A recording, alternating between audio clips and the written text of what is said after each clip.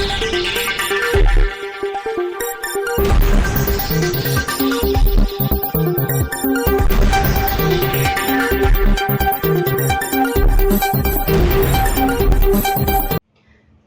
દર્શક મિત્રો, શ્રીનું સમાચારમાં આપ સૌનું હાર્દિક સ્વાગત છે। દુધઈ ગામના હિસ્ટ્રી શીટર આરોપીઓના અતિક્રમણ પર પૂર્વ કચ્છ પોલીસ દ્વારા બુલડોઝર ફેરવવામાં આવ્યું।